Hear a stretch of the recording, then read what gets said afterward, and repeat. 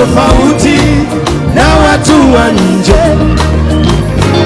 Wakamjibu ya kwamba ni Kristo, mpakwa mafuta wa Mungu mwenyewe.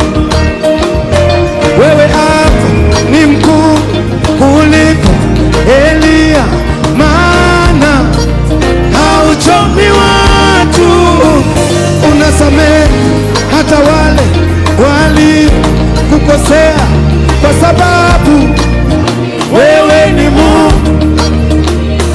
Uko hapa mkuu kuliko kiongozi Musa, yule wa Torati. Mzigo wako ni mwepesi, nira yako ni laini, unasamehe hata wenye dhambi.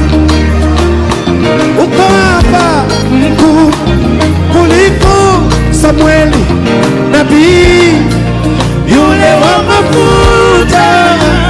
Mafuta yako unapaka rohoni kwa Roho Takatifu, ubaki mwili.